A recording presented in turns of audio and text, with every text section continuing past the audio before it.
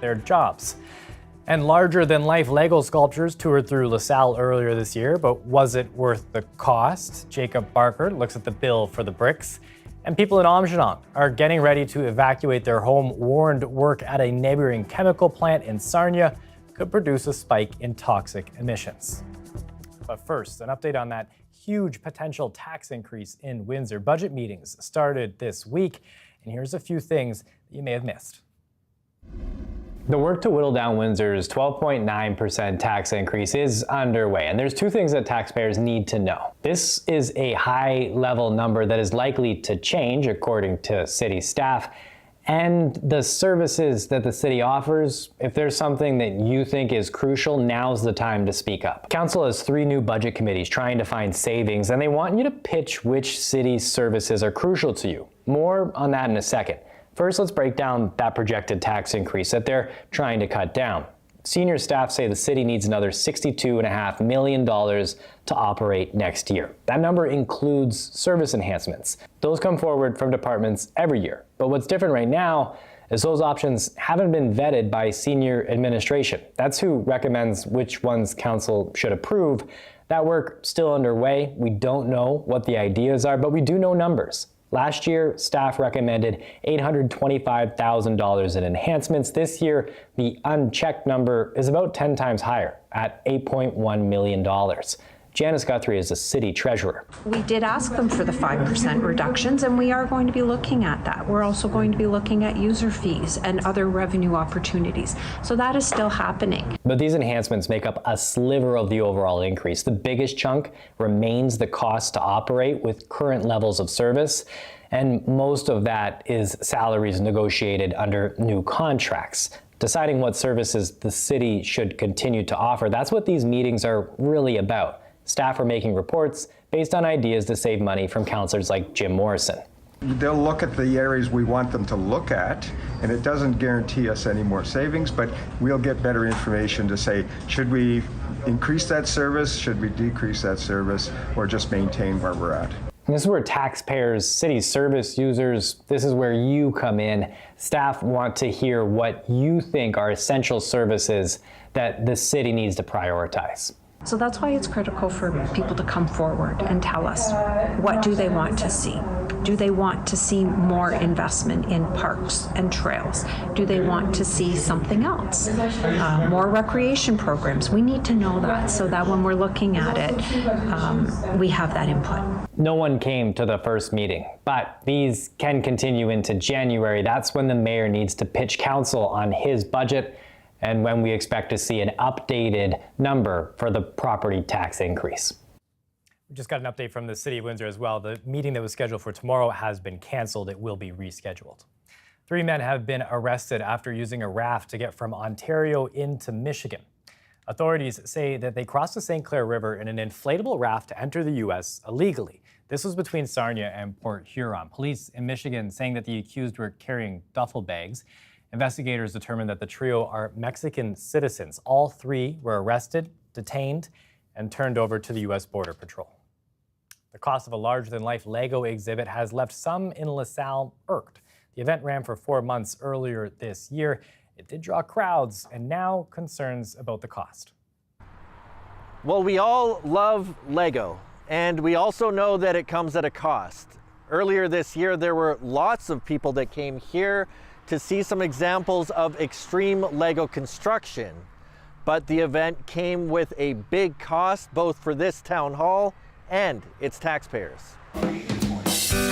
I'm Jacob Barker outside LaSalle's Event Center, where Sean Kenny's Animal Superpowers Made with Legos brick event happened earlier this year. The total price tag for the event was around $500,000. Much of that was recouped through ticket sales and a government grant, but there was still nearly $140,000 left owing. That's being covered from the town's reserves. We approved it on the idea that it could be fully funded from ticket sales or sponsorships or grants, or we could see a bit of the money needing to come from one of the town's reserves. So that was known from day one. Online comments slammed the town for taking the loss. Town Councillor Terry Burns says he was against the event from the beginning. Should we have done it? I didn't think so at the time, and again, because the main thing I was worried about is the loss and how much. You know, when you get a project that comes to you with a projected deficit, I don't think that we as councillors should be taking a mission like that on. LaSalle's Mayor Crystal Meloche says that there were nearly 20,000 people that came to see the exhibit and LaSalle's waterfront in the 3 months that the exhibit was here. She also says that local businesses saw a bump in sales during that time, and a provincial report shows that there was $480,000 worth of economic impact in the area. When we talk about that economic impact, that's a really big part of why we put on events like this. It's to support our communities, it's to support the waterfront that we're trying to invest in. And by doing this, we want to show businesses that we're doing what we can with this event center to bring people into the community. Come locate your business in the town of LaSalle. Come to our waterfront, open your restaurant, open your stores, because we're going to have enough economic activity to support your businesses in the town of LaSalle. Burns, too, says it's a first kick at the can toward building their new event center into a success. The only way that building will ever become a facility that will lose less and less money is by having these types of functions there. And we have to grow it. We have to grow the revenue there. 3 former volunteer firefighters with the municipality of Lakeshore believe that they unfairly lost their jobs. They say they were wrongfully dismissed or ended up having to quit after injuries which they believe went against the Workplace Safety and Insurance Act. One is seeking $20 million in damages from the municipality. Dale Molnar has more in this exclusive story. I was never made aware that my employment was terminated. 52-year-old Christopher Cadron was a paid volunteer firefighter on the Lakeshore Fire Service and attended the major pileup on the 401 in 1999. Afterward, he was diagnosed with PTSD. He injured his shoulder in 2004, and then he was told he was removed from the roster of firefighters in 2006. He says he thought that meant he was on extended medical leave, but found out in 2019 he was terminated in 2006, even though he had a doctor's note saying he was fit for duty. And because I was collecting WSIB for my shoulder injury, and they're listed on all the documentation from WSIB as my employer, I automatically thought they were still my employer. The municipality says it did nothing wrong, but Cadron says under the Provincial Workplace Safety and Insurance Act, the municipality was required to offer him a job he could perform rather than firing him. WSIB confirms that is what an employer is supposed to do as long as a WSIB claim has been filed and approved. I said I could be the benefits rep. It was cheaper for them to fire me and to go to human rights and try to get some money. Brian Bridges was the paid volunteer fire captain at the 401 mass pileup in 1999, and while it has not been officially diagnosed, he says he suffers PTSD from the incident. The emotional side was overwhelming. This smoke, or what it may contain, was a concern. Overnight, it went straight up. He also attended the toxic QM Plastics fire in 2006. He suffered kidney failure in 2008 and ended up getting a transplant with a kidney from his wife, Tammy. The Workplace Safety and Insurance Board did side with his assertion he got the disease from exposure to chemicals. WSIB eventually paid him $73,500 for being off for a year for the transplant. He says he was fired from the fire service in 2012 because he couldn't perform his duties, but he says Lakeshore could have given him another job. The deputy chief retired, and I had 25 years in at that time, and my lawyer wrote them a letter. They had a duty to accommodate. The lawyer for Bridges and Cadron agrees the municipality should have offered them jobs. That's the intent of the legislation, and I believe it's the letter of the legislation. Do you feel that they discriminated against you then? To me, they did. Kim Kerrigan attended the 401 disaster and the QM Plastics fire. He suffered a near-fatal lung disease in 2013. He can't prove it was from firefighting, but he also says he wasn't given much of a choice when he was cleared to go back to work in 2015. Either start off as a rookie again, get fired, or retire. He tried to take the rookie training but found it too strenuous at age 55 and quit. He says the municipality should have given him another job. Maybe put me in a desk job, maybe do fire prevention. However, he did not submit a WSIB claim, and according to the Workplace Safety and Insurance Board, employers are not required to offer work unless WSIB approves a claim. And they say injuries suffered outside work wouldn't qualify for a claim. Did you get any kind of severance pay? You know, I got $10 for every year I was there. They gave me a They gave me $350. Cadron is asking the Human Rights Tribunal of Ontario to rule Lakeshore owes him $20 million in damages, partly for the trauma he says he suffered from being let go, and partly because his PTSD cost him a job at Ford. He is also seeking $100,000 each for 14 other firefighters, including Bridges and Carrigan, who say they weren't treated fairly. He also wants the tribunal to order the municipality to hire a third-party investigator to investigate the other cases he alleges. They got to investigate. Bridges wants the Workplace Safety and Insurance Act tribunal to give him back pay to 2010 and pay him up to the age of 65. He's currently 59. A spokesperson for Lakeshore says they are limited in what they can say, but maintain they feel they have complied with their own policies, the Human Rights Code, and WSIB regulations. Some of the allegations made have been addressed in various Ministry of Labor reviews that found no wrongdoing by the municipality, they say. The municipality stands behind the decisions, which have already been rendered, and will continue to defend ourselves against these allegations. They say both the Human Rights Tribunal complaint and the public positioning of the complaints inaccurately portray how WSIB standards are enforced. They say the allegations don't reflect the culture or practices of the municipality or their fire service. I'd like to at least get recognized for what I've done. You know, you give 35 years of your life to something I love doing, helping others. And hopefully the new administration is going to make this better, and I believe they will. As for Cadron, he has been waiting for a verdict from the Human Rights Tribunal for a year, and a date for a decision has not been set. Dale Molnar, CBC News, Lakeshore.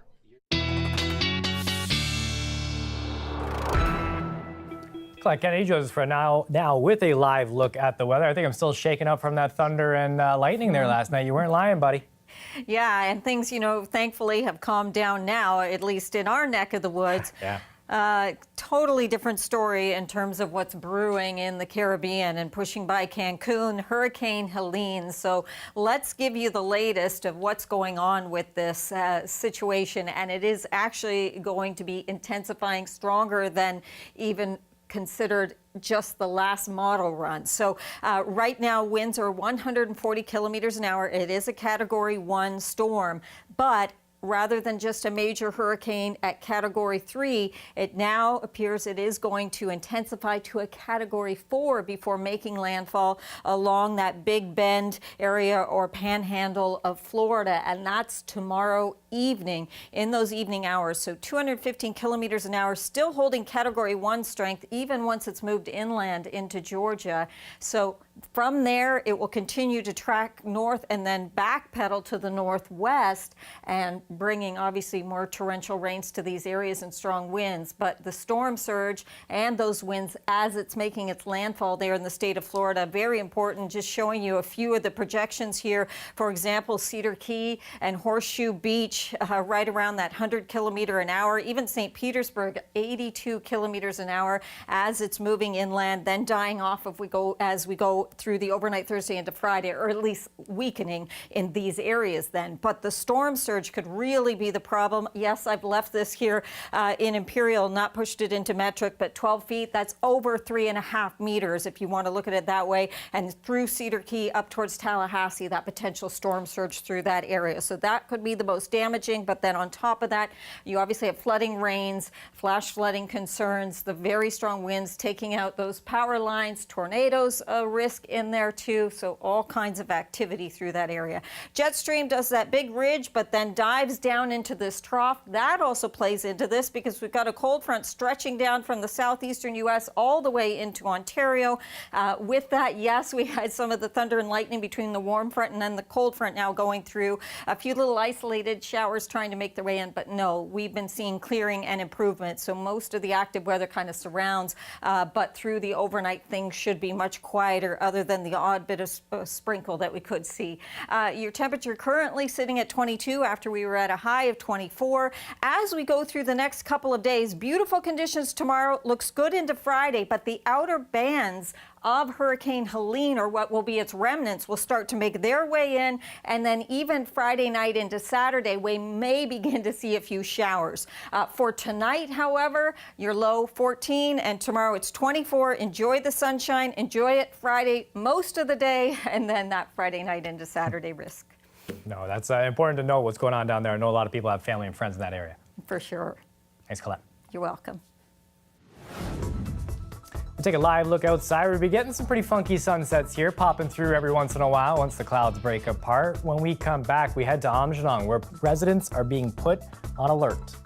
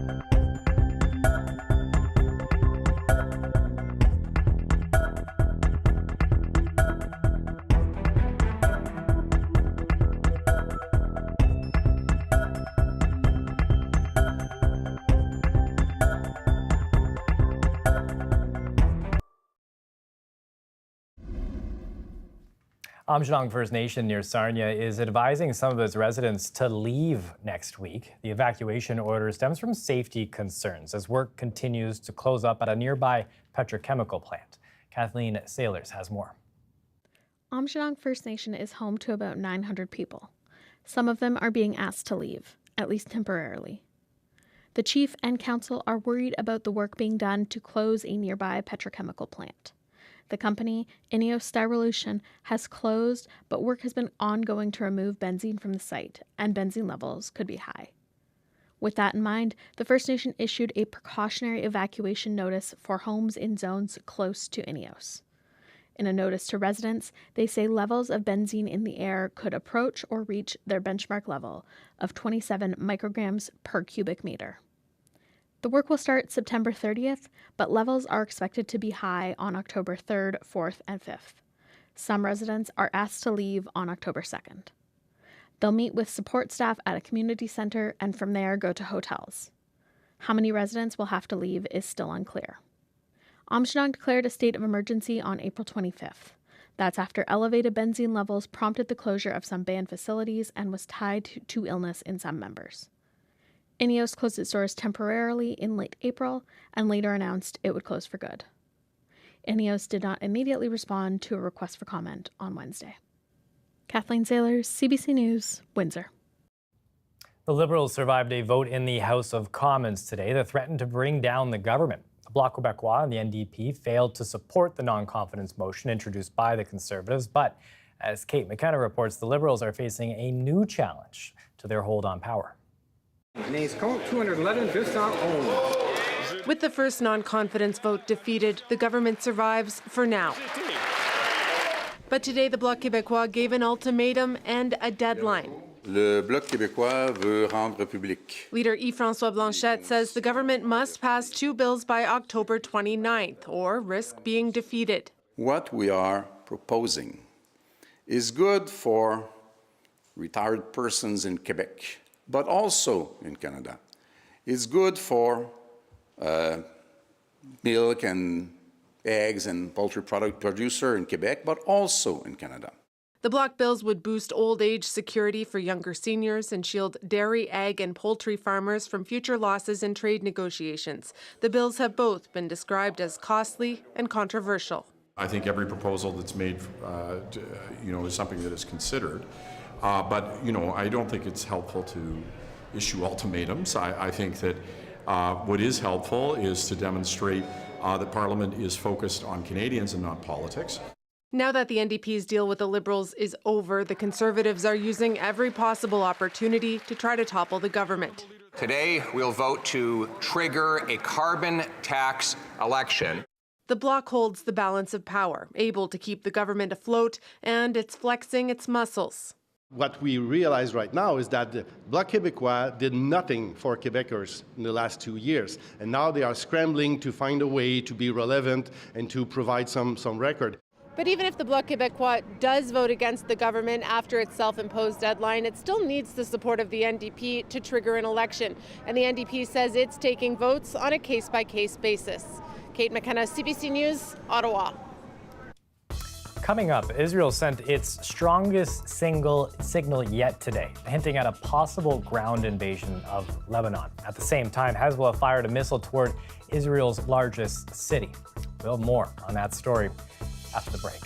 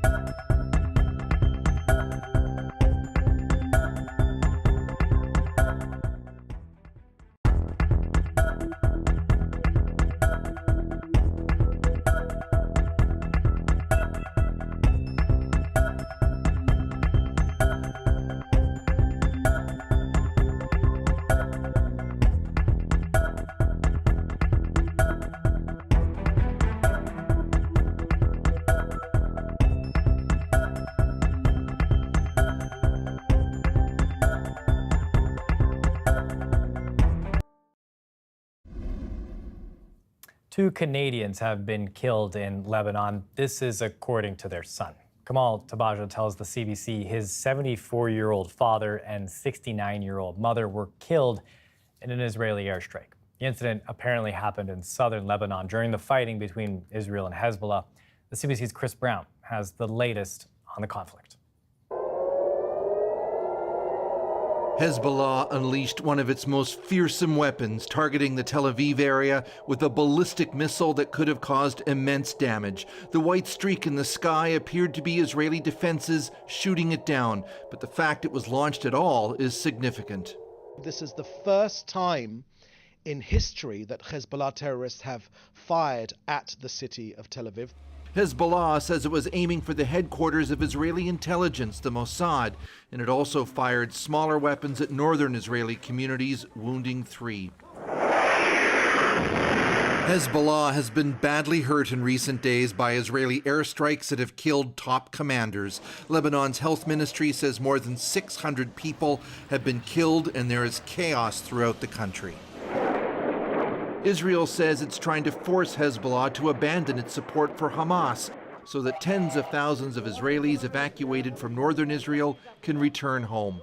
But Lebanon's health minister told CBC News that children and women make up most of the victims. The vast majority, if not all, of the wounded who are being brought to hospitals are civilians. Hospitals are buckling under the strain, and there are now more than 500,000 people who've been driven from their homes. Some have ended up at a school in Saida, Lebanon's 3rd largest city. We slept on the street for 2 days, said Sheen Hamoud, a mother of 2. This former Israeli intelligence officer says Hezbollah is under pressure to demonstrate its resilience despite its losses, which is why leader Hassan Nasrallah turned to one of its most deadly weapons. He sent a signal to Israel when he launched one rocket, just signaling that Israel exaggerated and is still signaling that he is measured.